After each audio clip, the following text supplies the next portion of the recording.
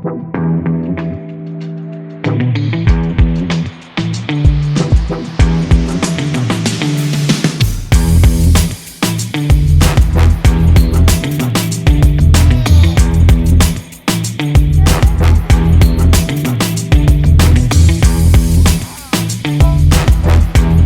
vërtetën, a do të bëhet e njëjtin gjë për bebin tënd nëse do të ishte si bebi im tani në këtë moment? Unë nuk e marr asnjëherë si ofendim kur një nën më pyet a je e sigurt ose a ka diçka tjetër që unë duhet të shqetësohem, edhe nuk e marr as pak si dështim të konsultës kur nëna më bën atë pyetje. Sepse kam qenë dhe unë në këpucët e saj dhe e di shumë mirë se çfarë do të thotë. Kur ti nuk e je personin që ke përballë, kur nuk e ke as mik, as shok, ne kërkojmë specialist që t'jenë specialist miq, specialist të rrethit shoqëror, pra gjithmonë është të paturit nevojë për një specialist që ta shikoj bebin edhe të shikoj ty. Është fatlum ai që thotë që shiko se unë e kam doktorin mik, e kam doktorin pjesë të rrethit shoqëror, e kam të familjes, e kam të timin. Pse? Sepse mendojnë se ajo lidhja shoqërore do e bëj doktorin të jap më shumë. Se ajo kompetenca që ai tashmë e ka. Unë, të them të drejtën, nuk e kam patur fatin që të kem një lloj, pra, sidomos në shtetin ku jetoj, nuk jetoj në Shqipëri, tashmë e dini, dhe në shtetin ku jetoj nuk kam patur pra lidhje shoqërore apo lidhje miqësore me specialistët cilët kam patur nevojë që të shikoja djalin tim për vizita të caktuara. Dhe një nën vet, shumica për jush e dinë që unë kam një bebush, që pothuajse po mbush 5 vjet, dhe kam qenë edhe unë në të njëjta situata që edhe ju mund të keni qenë qoftë edhe një herë. Dhe i vetmi një pikë referimi që unë kam patur, ka qenë gjithmonë pediatria. Dhe ka qenë ajo me të cilën unë pra diskutoja dhe shkoja me një flet, me të gjitha pyetjet dhe ankthet e mia që rria gjithë natën zgjuar dhe shkoja dhe ja paraqisja dhe pastaj diskutonin bashk. Madje shpeshherë mendoja thoja që si ka mundësi që unë nxjerr pyetje, shikoj gjëra të cilat ajo nuk i shikon dhe pastaj e vë ato në një pozitë më të vështirë. Derisa mendoja thoja që vjen dyshim pra kompetencën e saj për të parë gjëra që unë ndoshta i shikoja më mirë, sepse normalisht unë jam 24 orë me familjen tim dhe shikoj sjellje ose shikoj gjëra të cilat mua mund të më ngrenin një shqetësim dhe normalisht ajo ka vetëm 30 minuta në një vizitë dhe shikon vetëm atë gjë emergjente që ti vete atje. Nuk e studion të gjithë lëvizjen. Gjithsesi, ngulmimi, ngulja e nënës për diçka që shikon se do që ta studioj më tej, do që të marri pra më shumë kohë për të bërë vizitën për diçka, normalisht mendoj që është diçka që nuk duhet asnjëherë na shkaluar. Dhe kur ke pediatrin i dur që të mbështet, unë mendoj që është pediatri që të mbështet, sepse normalisht themi që okay, bashkëshorti, okay, familja, okay, më mbështesin. Jo, unë mendoj që është pediatri. Nëse pediatri është një person që të thotë po, okay, do ta shohim. Nuk të bën të ndihesh budallaqe për atë që ti po thua. Okay? Ose pediatri ose dhe specialisti përkatës që ti mund të shkosh, fizioterapisti, logopedisti, psikologu, pra këto figurat e mjekësisë. Dhe nëse domethënë në rastin tim ishte pediatria dhe ajo pra ishte ajo që më gjeti mua pra specialistin, mori në telefon një ndër specialistët më të mëdhenj të spitalit në zonën ku jetonim, për të lënë një vizitë private. Dhe vizita private kushtonte 250 euro dhe ishin vetëm 20 minuta me doktorin. Dhe unë nuk isha as lloj konfidencë, që unë mund të kërkoja më shumë se që ishte thjesht, pra shpresoj që ai doktorit ishte kompetent dhe ai ishte një doktor i vjetër në moshë me kaq vite eksperiencë në kurrizin e tij dhe që me 20 minuta ai e pa djalin dhe domethënë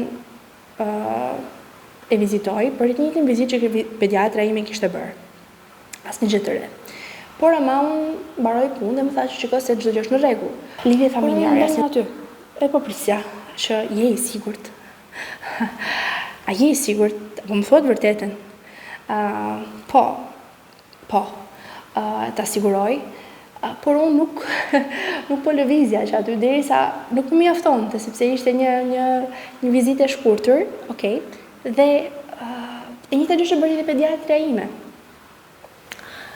Dhe domethënë ajo çfarë më tha, shiko, tha, unë kam parë kaq vite fëmijë edhe di të them me siguri që të shkosh në shtëpi edhe të lësh djalin të rritet e qetë. Të rritet dhe ti t'jesh i qetë. Edhe di të them që shiko se duhet të bëjmë diçka më tepër. Edhe nuk pra ishte e vështirë për mua që të qetësohesha, okay? Por që më shumë punë ju desh që të më bindë të mua që ajo çfarë ai thoshte ishte e sigurt dhe deli nga që shumë i vogël atëherë dhe normalisht puna që unë kisha filluar të bëja në Instagram ishte ende shumë herë, edhe eksperienca ime, pra eksperienca ime ende ishte akoma e njom në lidhje me punën me pediatrike. Pas kaq vitesh, kam patur rastin pra që të punoj me nënët dhe më vjen gjithmonë në mendje ajo gjë që doktori pra bëri me mua dhe ajo çfarë unë bëra me doktorin. Pra, a je i sigurt? Unë nuk e marr asnjëherë si ofendim kur një nën më pyet a je i sigurt ose ka diçka tjetër që unë duhet të shqetësohem, edhe nuk e marra pak si mungesë ose si dështim të konsultës kur nëna më bën atë pyetjen. Sepse kam qenë dhe unë në këpucët e saj dhe e di shumë mirë se çfarë do të thotë. Kur ti nuk e je personin që ke përballë, kur nuk e ke as mik, as shok, të kesh një profesionist që instiktin tënd ose atë pasigurinë tënde nuk ta bën një problem emocional, pavarësisht se ti je në mes të asaj stuhisë emocionale, nuk ta bën një problem të tillë, problem tëndin, problem që ti po fiksohesh apo po shqetësohesh shumë, por thjesht i ndan të dyja gjërat shumë mirë, nuk ofendohet nga pyetja jote, por i ndan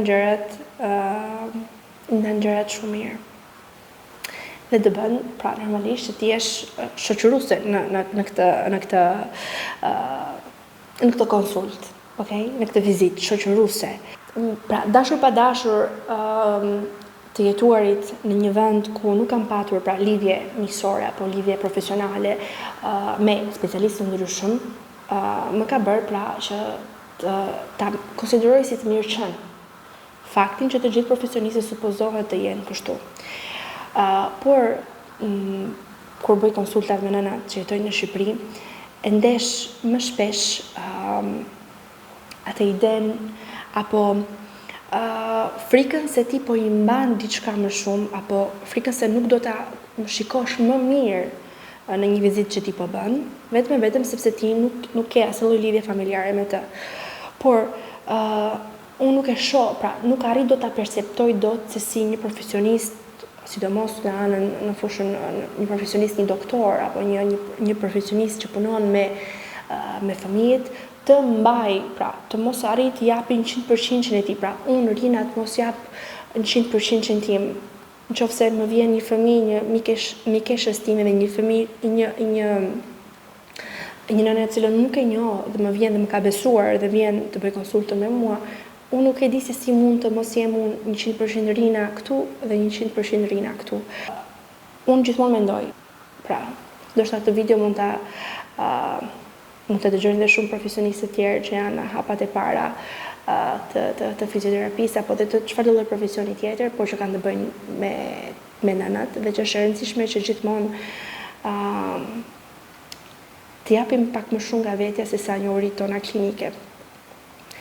Empatia mendoj që është gjëja më e rëndësishme në profesionin e mjekësisë. Është e rëndësishme që të trajtohemi dhe të trajtojmë njeriu si njeri. Kjo, të them të drejtën, kjo bisedë që unë jam duke bërë, të them të drejtën ka lindur pra nga shumë konsulte që kam marrë kohët e fundit, dhe ku normalisht kam trajtuar shumë raste komplekse. Faktikisht unë i bëj konsultat online, arrit të shikoj pra gjëra të cilat unë mund të trajtoj në shtëpi bashkë me prindin nëpërmjet një plani me ushtrime që prindi e bën dhe unë ndjek icurinë në vazhdimsi, por ka edhe raste kur të cilat unë arrit të shikoj shenja të cilat janë për diku më tepër, diku më tej. Dhe kam vënë re diçka që është e vështirë për prindin që të besoj, që shikoj se nuk duhet diçka më shumë, por ama kam vënë re që është e vështirë dhe për prindin të besoj që bebi do të çuar diku më shumë. Dhe të diturit se si ti transmetosh këto dy gjëra janë dy përgjegjësi më vete. Por, t'jeni të sigurt që mendoj që askush nuk e merr më qafë një fëmijë për të mos dhënë pra drejtimin e duhur. Kështu që unë gjithmonë nisem me atë idenë e mirë që mjafton të kemi pra mjafton të bëjmë mirë, qëllimin e mirë, edhe e mira vijnë, kthehet në shumë fish. Kështu. Shpresoj shumë që t'ju ketë pëlqyer kjo video. Dhe shihemi në videon e radhës.